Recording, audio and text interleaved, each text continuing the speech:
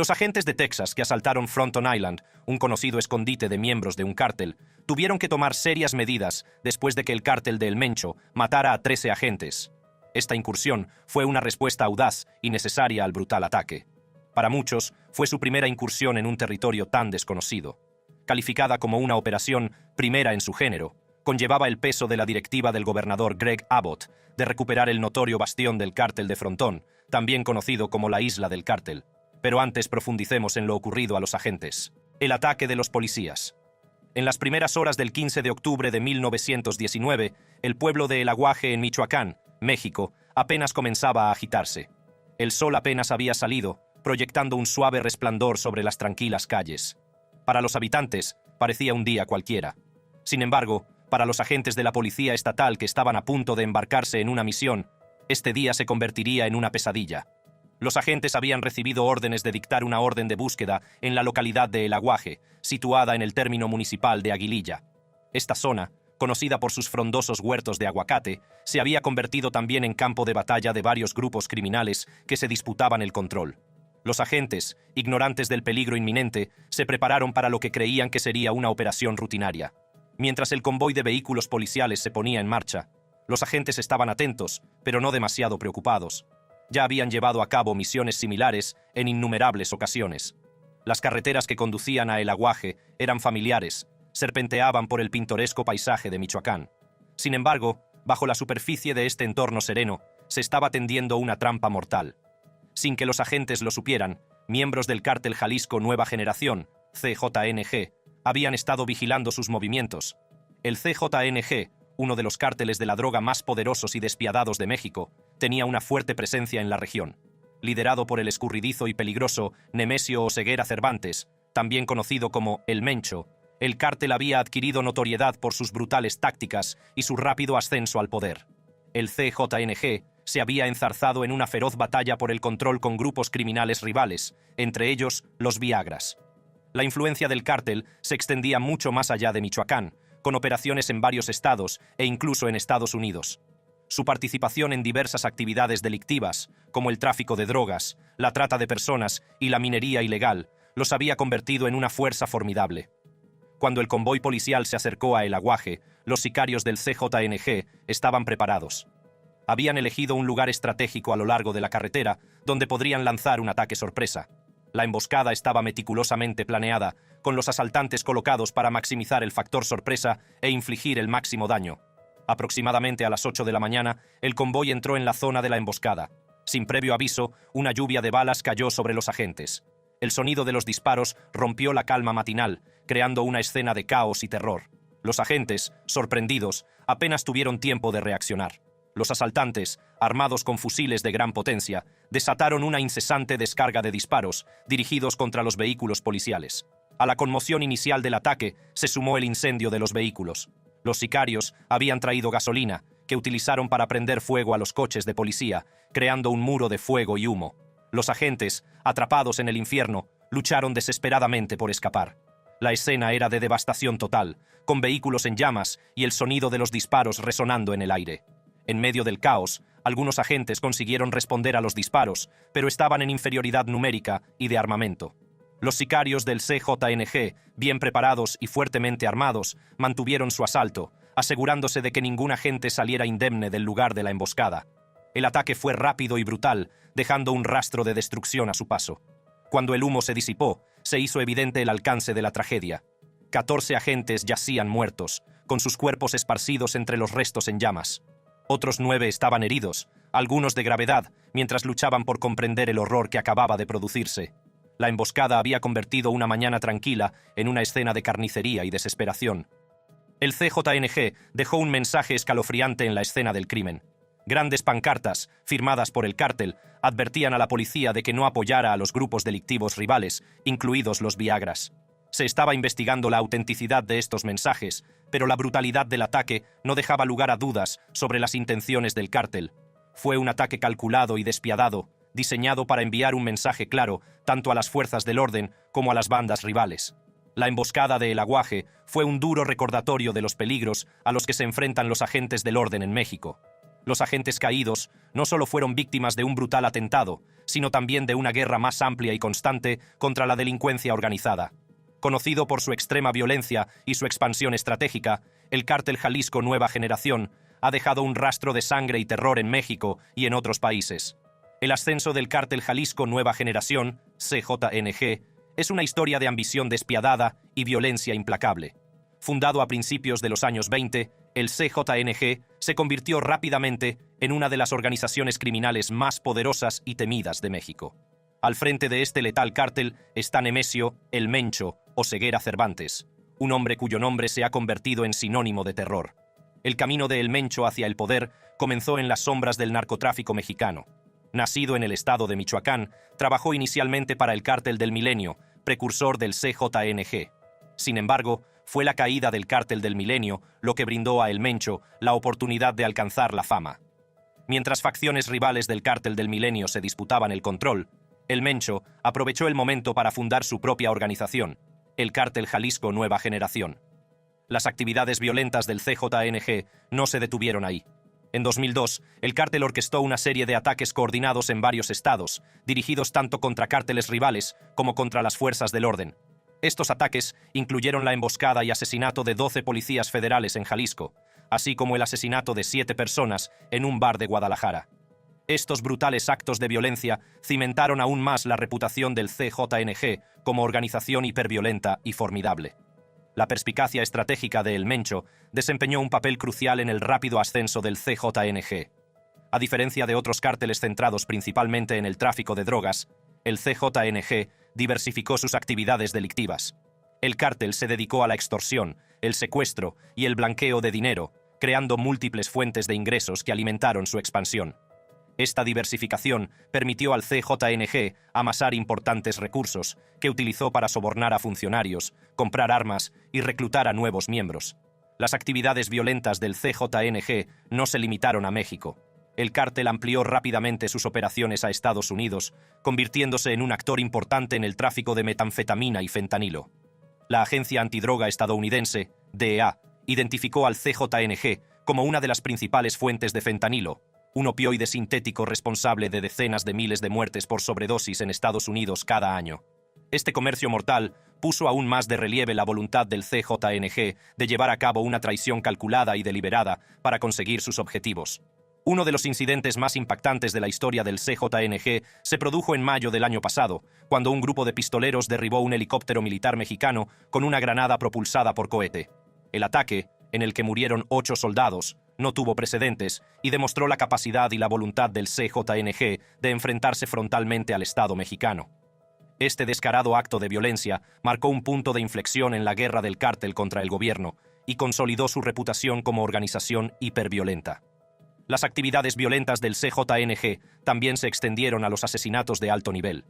En junio de 2002, el cártel intentó asesinar al jefe de policía de Ciudad de México, Omar García Harfuch.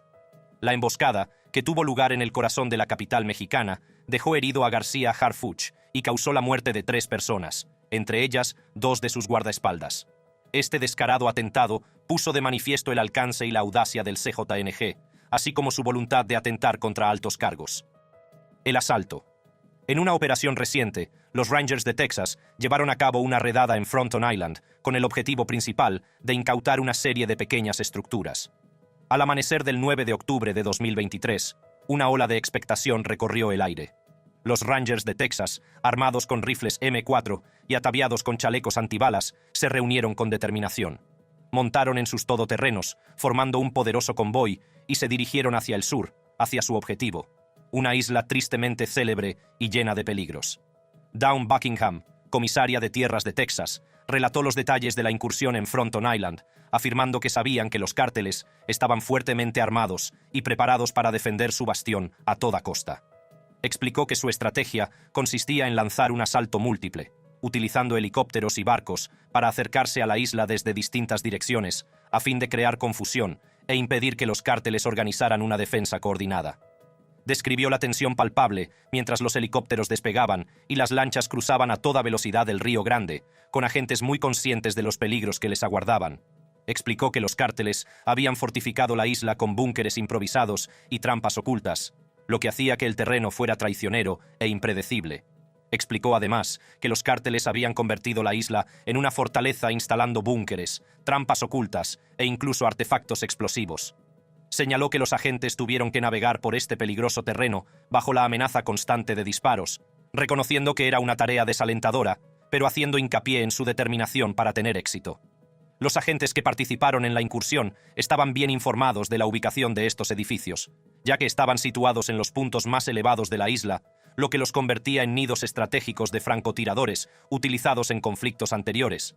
Aunque estaban preparados para el combate directo, los oficiales actuaron bajo estrictas reglas de enfrentamiento, que son directrices que definen lo que se puede y lo que no se puede atacar legalmente.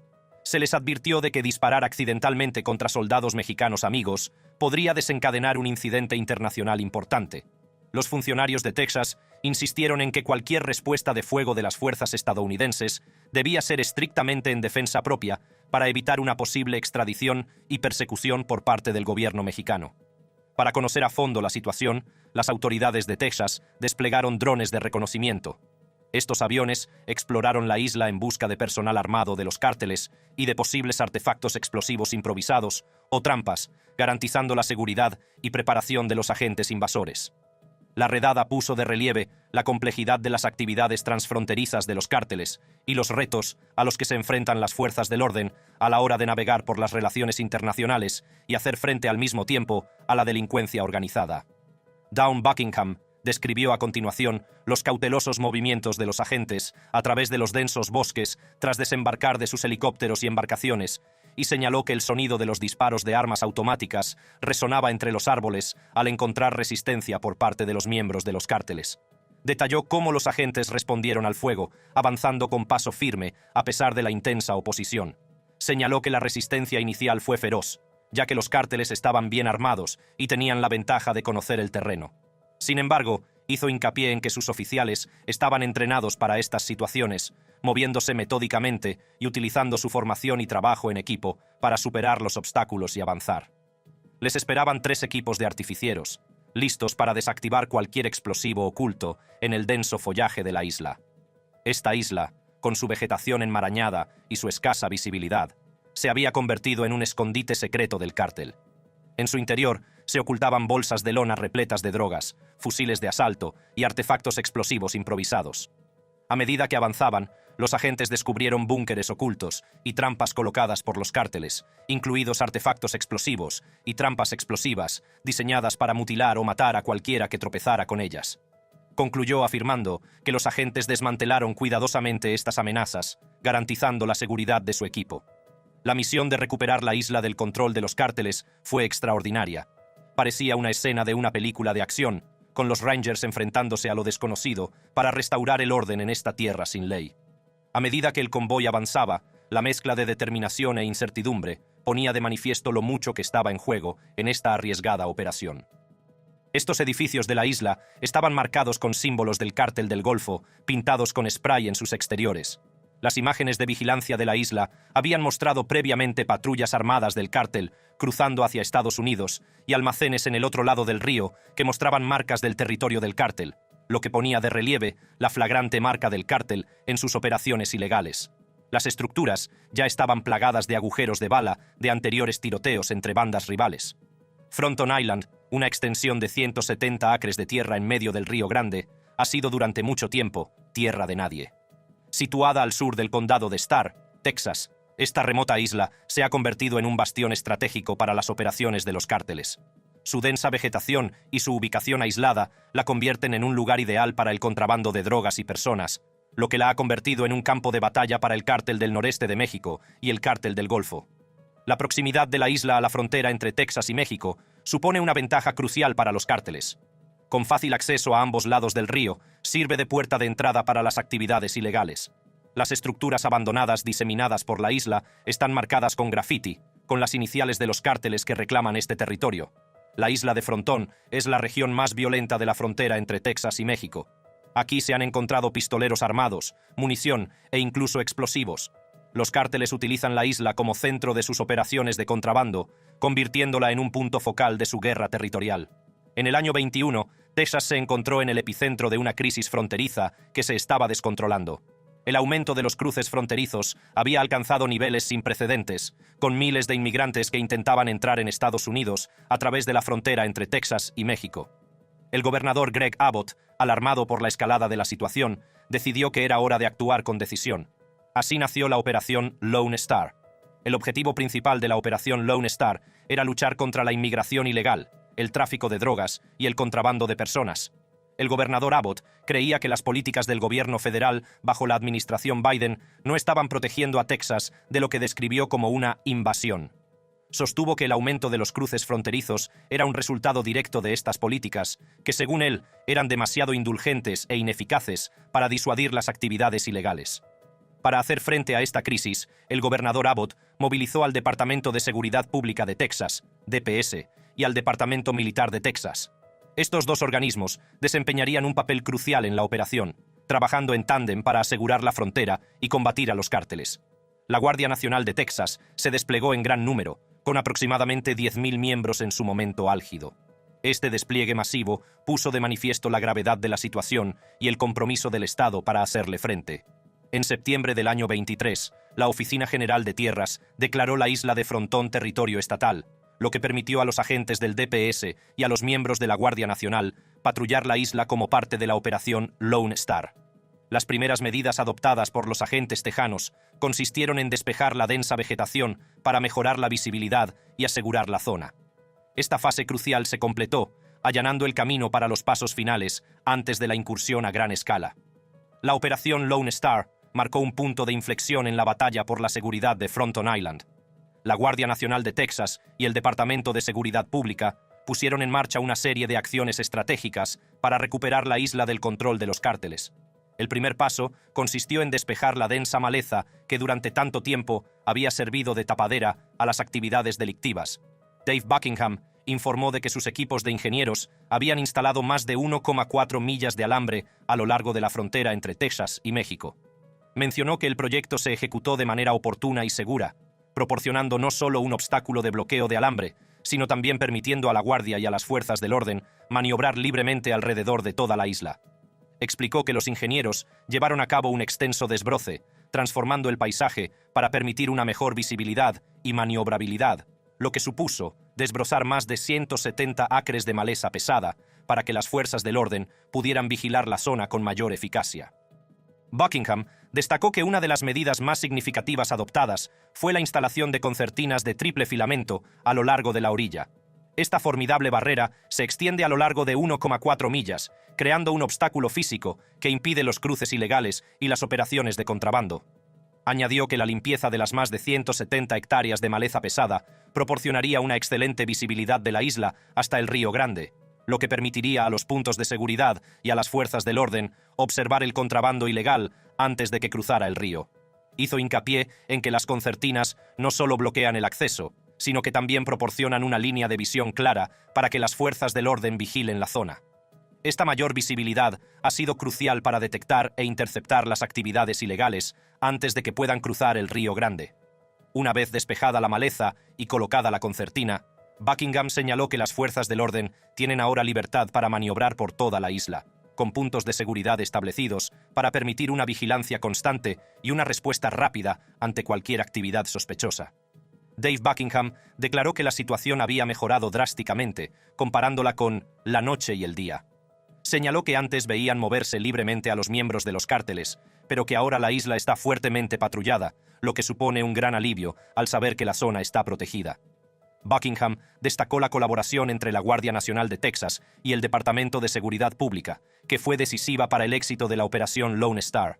Atribuyó a sus esfuerzos combinados no solo la transformación del paisaje físico de Fronton Island, sino también la mejora significativa de su seguridad. Subrayó que el impacto de estas medidas había sido profundo, ya que se habían frustrado los intentos de contrabando, se habían reducido drásticamente los cruces ilegales y se había debilitado el control de los cárteles sobre la isla. Buckingham afirmó que la isla de Frontón ya no era un refugio seguro para las actividades delictivas. Describió cómo, tras horas de intensos combates, los agentes empezaron a asegurar posiciones clave en la isla. La visión de la bandera de Texas izada sobre el territorio recuperado fue un poderoso símbolo de victoria y resistencia, que indicaba que el bastión de los cárteles estaba siendo finalmente desmantelado. Ver la bandera de Texas izada sobre la isla de Frontón fue un momento emotivo para todos los implicados, según Buckingham. Representó la culminación de meses de planificación y la valentía de sus agentes, enviando un claro mensaje a los cárteles de que su reino del terror había terminado. Una vez asegurada la isla, los agentes llevaron a cabo un registro minucioso en el que descubrieron numerosos alijos de armas y drogas. El volumen de droga, incluido el fentanilo, era asombroso. Estos descubrimientos pusieron de manifiesto la magnitud de las operaciones del cártel y la importancia de la misión. La cantidad de drogas y armas que encontramos fue impactante. Estaba claro que los cárteles habían estado utilizando la isla como centro principal de sus operaciones. Al recuperar la isla, asestamos un duro golpe a sus actividades. El éxito de la operación fue motivo de celebración. Los oficiales, exhaustos pero triunfantes, se abrazaron y se estrecharon la mano, conscientes de que habían logrado algo monumental. La isla estaba ahora bajo el control de las autoridades de Texas, y los cárteles habían recibido un duro golpe. Esta operación supuso una importante victoria en nuestra lucha contra los cárteles. Demostró la fuerza y la determinación de nuestro personal policial y militar. Seguiremos luchando para proteger nuestras fronteras y garantizar la seguridad de nuestros ciudadanos. El éxito de la operación de recuperación de Fronton Island constituye un poderoso testimonio de la valentía y la dedicación de los agentes de Texas. Sus esfuerzos no solo han desbaratado las operaciones de los cárteles, sino que también han devuelto la sensación de seguridad a la región. La batalla dista mucho de haber terminado, pero esta victoria supone un importante paso adelante. Captura de líderes del cártel. En respuesta a la escalada de violencia y a la creciente amenaza que representa el cártel Jalisco Nueva Generación, Estados Unidos ha adoptado importantes medidas legislativas y estratégicas. Los veteranos republicanos Morgan Luttrell y Tom Cotton han estado a la vanguardia de estos esfuerzos, presentando proyectos de ley fundamentales destinados a neutralizar la influencia del cártel y salvaguardar las vidas de los estadounidenses. Una de las medidas legislativas clave es la Ley de Neutralización del Cártel de Jalisco. Esta ley obliga al Pentágono a elaborar un plan integral para capturar o matar a los principales líderes del cártel. La ley exige a los funcionarios del Pentágono que elaboren un informe para el Congreso cada 90 días sobre el progreso de estos esfuerzos. El representante Morgan Luttrell, ex SEAL de la Marina, hizo hincapié en la necesidad de desmantelar el CJNG para proteger al pueblo estadounidense. Afirmó que las operaciones del cártel no han dejado rincón de Estados Unidos sin tocar por sus peligrosas actividades. El senador Tom Cotton, que sirvió en el ejército durante 5 años, lidera un proyecto de ley paralelo en el Senado. Destacó que los cárteles mexicanos de la droga, en particular el CJNG, matan a estadounidenses a un ritmo superior al de cualquier grupo terrorista de la historia. Cotton subrayó la urgencia de desarrollar una estrategia para responsabilizar a estos asesinos y proteger a los ciudadanos estadounidenses de sus actividades violentas. Otra medida legislativa importante es la Ley para defender nuestras fronteras de los invasores armados, presentada por el representante Luttrell. Este proyecto de ley permitiría a la Guardia Nacional de Estados Unidos utilizar la fuerza letal contra los individuos que crucen armados el país. Esta medida pretende frenar la afluencia de miembros de los cárteles y sus actividades violentas en la frontera estadounidense, reforzando la seguridad fronteriza y protegiendo las vidas de los estadounidenses. La participación del ejército estadounidense en estos esfuerzos es crucial. El plan del ejército para capturar o matar a los líderes del CJNG implica un enfoque polifacético, que incluye la recopilación de información de inteligencia, la colaboración con las autoridades mexicanas y el despliegue de unidades militares especializadas. El objetivo es desmantelar la cúpula del cártel e interrumpir sus operaciones, reduciendo así la amenaza que representa tanto para México como para Estados Unidos. Estas medidas legislativas y acciones militares tienen implicaciones significativas para las relaciones entre Estados Unidos y México. Si bien la colaboración entre ambos países es esencial para el éxito de estos esfuerzos, la postura agresiva adoptada por Estados Unidos puede tensar las relaciones diplomáticas. Sin embargo, la urgencia de hacer frente a la violencia del cártel y la necesidad de proteger a los ciudadanos estadounidenses pesan más que estas preocupaciones. El impacto potencial de estas acciones sobre las operaciones del cártel es sustancial. Al atacar a la cúpula del CJNG, Estados Unidos pretende desarticular la estructura de mando del cártel y debilitar su capacidad operativa. Esto, a su vez, podría conducir a una reducción de las actividades violentas del cártel y de las operaciones de narcotráfico, mejorando la seguridad de los ciudadanos estadounidenses. La oferta del gobierno estadounidense de una recompensa de hasta $10 millones por información que conduzca a la captura o detención de El Mencho subraya la seriedad de estos esfuerzos. La red del líder del CJNG ha establecido su presencia en al menos 27 de los 32 estados mexicanos, y el desmantelamiento de esta red es crucial para reducir la influencia del cártel. Las recientes detenciones de El Mayo y Joaquín Guzmán López constituyen un hito importante, pero la lucha contra el cártel dista mucho de haber terminado. La captura de Ismael El Mayo, Zambada y Joaquín Guzmán López fue el resultado de una operación meticulosamente planeada y ejecutada a lo largo de varios meses. En esta misión de alto riesgo participaron múltiples organismos encargados de la aplicación de la ley, entre ellos el FBI, la DEA y Homeland Security Investigations. Veamos más de cerca cómo se desarrolló esta audaz operación. La operación comenzó con meses de cuidadosa planificación y recopilación de información. Los organismos encargados de la aplicación de la ley llevaban años siguiendo los movimientos de El Mayo y Guzmán López, pero capturarlos requería una coordinación y un secretismo precisos. Había mucho en juego, ya que cualquier filtración de información podría haber puesto en peligro toda la misión. Se produjo un gran avance cuando un alto cargo del cártel de Sinaloa, cuya identidad no se ha revelado, accedió a cooperar con las autoridades estadounidenses. Esta persona proporcionó información crucial sobre los movimientos de El Mayo y ayudó a preparar la operación. El plan consistía en atraer a El Mayo a un aeródromo clandestino de México, donde creía que iba a inspeccionar una nueva ruta de contrabando. El día de la operación, se dispuso un avión privado para transportar a El Mayo y a Guzmán López. El plan de vuelo indicaba un trayecto de Hermosillo, Sonora, a Santa Teresa, Nuevo México. Sin embargo, el verdadero destino era El Paso, Texas. Los líderes del cártel no se dieron cuenta del engaño y subieron al avión, creyendo que se dirigían a un lugar seguro. Cuando el avión se aproximaba a El Paso, los agentes de las fuerzas del orden estaban preparados y esperando. La operación se había planeado hasta el más mínimo detalle, con agentes de Homeland Security Investigations y del FBI apostados en la pista de aterrizaje. En cuanto el avión aterrizó, los agentes entraron en acción, rodearon la aeronave y aseguraron el perímetro. El Mayo y Guzmán López fueron cogidos completamente por sorpresa. Fueron rápidamente esposados y escoltados fuera del avión por agentes del FBI. Las detenciones se llevaron a cabo sin incidentes, lo que demuestra la cuidadosa planificación y coordinación de la operación. Los líderes del cártel fueron trasladados a un centro de seguridad para su procesamiento.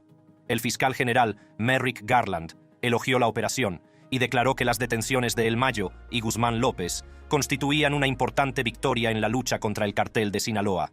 Destacó que ambos hombres se enfrentan a múltiples cargos en Estados Unidos por su papel al frente de las operaciones delictivas del cártel, incluidas sus mortíferas redes de fabricación y tráfico de fentanilo. El director del FBI, Christopher Wray, también elogió la operación, destacando el compromiso de los organismos encargados de la aplicación de la ley para desmantelar las organizaciones delictivas transnacionales violentas. Señaló que El Mayo y Guzmán López habían eludido a las fuerzas del orden durante décadas y que su captura era un testimonio de la dedicación y perseverancia de los agentes implicados. Tras las detenciones, El Mayo compareció por primera vez ante el Tribunal Federal de El Paso, ante la juez Ann Burton. Se declaró inocente de los cargos que se le imputaban y se ordenó su detención a la espera de su próxima vista.